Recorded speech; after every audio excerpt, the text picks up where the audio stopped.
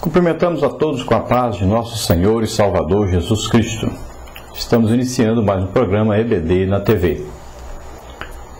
Nós estamos nesse trimestre estudando aí o livro de Josué, as conquistas e as promessas do povo de Deus.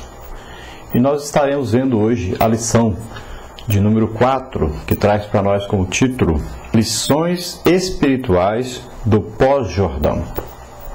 Então nós estaremos vendo hoje os ensinamentos que nós temos a aprender e também que os israelitas aprenderam naquela época, muitos deles, quando atravessaram o Jordão.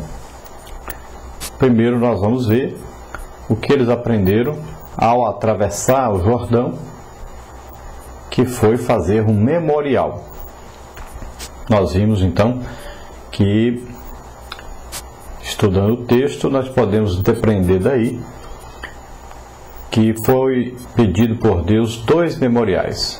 Um memorial que seria feito então com 12 pedras e escolhidos 12 representantes das 12 tribos de Israel.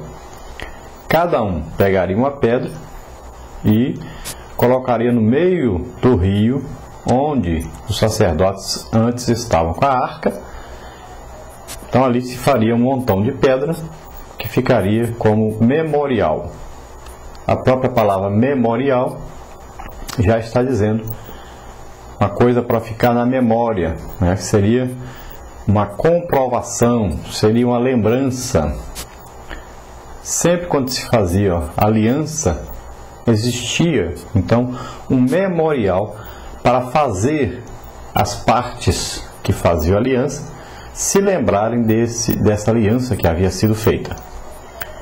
E Deus então queria que ficasse na lembrança do povo de Israel esta aliança que ele tinha feito com eles e esta grande maravilha, esse milagre que Deus tinha feito, que era atravessar então o Jordão até enxuto, né? Abriu, as águas pararam lá em cima em Adã e eles passaram então o rio a seco, passaram para o outro lado, passaram de Sitim, vieram de Sitim e foram para Gilgal. E tudo isso então sem precisar passar dentro d'água, passaram aquela multidão e Deus fez então esse grande milagre. Aquele memorial ficaria então para a lembrança dos povos que viviam do lado direito, quem está olhando de baixo para cima no mapa, as tribos de Israel que ficavam ali. Então eles sempre olhariam para aquele monte de pedras e se lembrariam da maravilha que Deus tinha feito. Também os que ficavam do outro lado, do lado esquerdo, se lembrariam. Aqueles que estavam ali na divisa sempre olhariam para Jericó. E para aqueles que estavam mais para dentro do território de Canaã, foi exigido também que fizesse outro memorial, que se levassem também 12 pedras para o acampamento em Gilgal, e ali fosse erigido também uma coluna de pedras para ficar na lembrança daquele povo. Sempre quando então os filhos perguntassem: para que esse monte de pedras no meio do rio? Então eles diriam: aqui é onde Deus fez um grande milagre, abriu então o rio Jordão e nós passamos para possuirmos a herança que Deus havia nos prometido. E também na coluna em Gilgal, coluna de pedras, quando os filhos perguntassem, eles diriam então: aqui está erigida essa coluna de pedras que veio lá do Jordão, como lembrança que nós passamos pelo Jordão, que nós entramos na terra prometida por Deus, que Deus cumpre realmente as suas promessas. Então, para isso servia o memorial. Nós vamos ver que em Gilgal, Deus então conclama o povo a se santificar. Quando aparece essa palavra santificação, quando se pede ao povo para santificar, eles já sabiam. Todo israelita sabia que quando se falava em santificação, era exigido então que eles mudassem de atitude, de comportamento em várias áreas. Durante a caminhada do povo pelo deserto, nós vamos ver que era exigido, quando se falava em santificação, por exemplo, a retirada dos atavios, ou seja, os enfeites que eles iam colocando, né, aquela vaidade, principalmente das mulheres, né, aquela vaidade de pinturas, de joias e mais coisas, era exigido então que se retirasse esses atavios.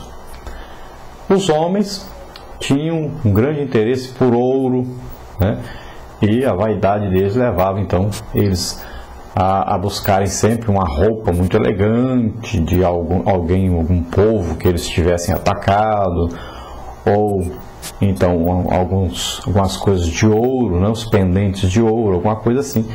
Então eles eram conclamados a jogarem isso fora, ficarem livres das coisas que eles pegaram de povos que não eram israelitas, né, de povos idólatras. Também era exigido, imediatamente eles pensavam na circuncisão, que era um sinal externo da aliança de Deus com o povo israelita, que são os descendentes de Abraão. Então lá de Abraão, quando Abraão tinha 99 anos, Deus pediu a ele que fizesse a circuncisão. Nós sabemos que ele circuncidou seu filho Isaac, e a partir dali começou então este sinal de aliança entre Deus e o seu povo, os descendentes de Abraão.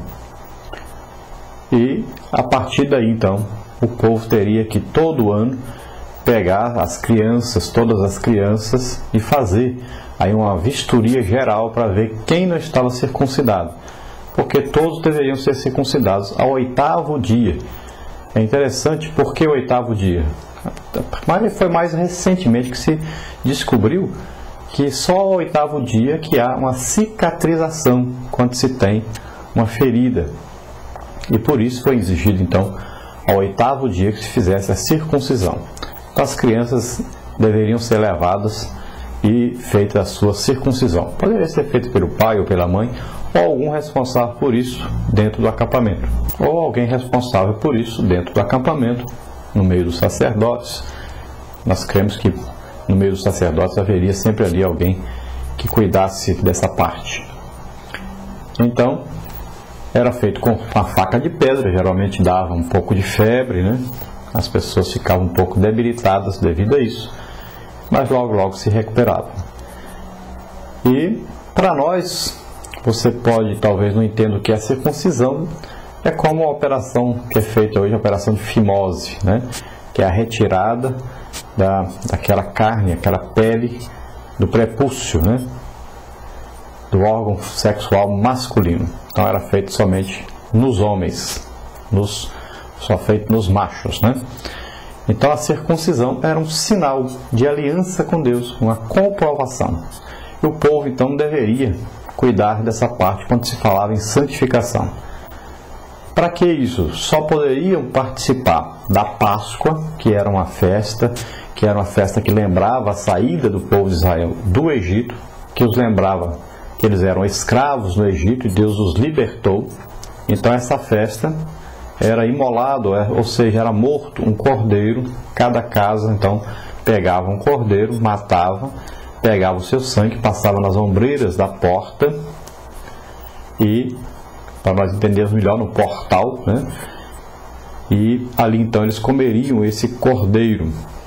Isso tudo significando para eles que aquele sangue era um sangue remidor, era um sangue que faria com que toda a maldade, toda a maldição passasse sobre as suas casas, mas não chegasse até as suas casas. E eles ficariam então livres de toda maldição, ficariam também livres da ira de Deus sobre eles, e eles poderiam então prosseguir a sua jornada, a sua vida, tendo comunhão com Deus. Então é importante a celebração da Páscoa, e só poderia participar da Páscoa quem fosse circuncidado. É claro que a sua família também poderia participar, né? Então todos os homens da casa deveriam ser circuncidados. Só poderia haver Páscoa se todos os homens da casa fossem circuncidados. Então eles tinham sempre este pensamento quando se falava em santificação. Também, quando se falava em santificação, era exigido um jejum da parte daqueles que iriam então participar desta grande ceia que era a Páscoa. Então a santificação tinha a ver com o afastamento do povo do pecado, do mundo, dos povos que viviam em Canaã, dos povos idólatras. Tinha a ver então com o afastamento de tudo aquilo que não condizia com a santidade de Deus.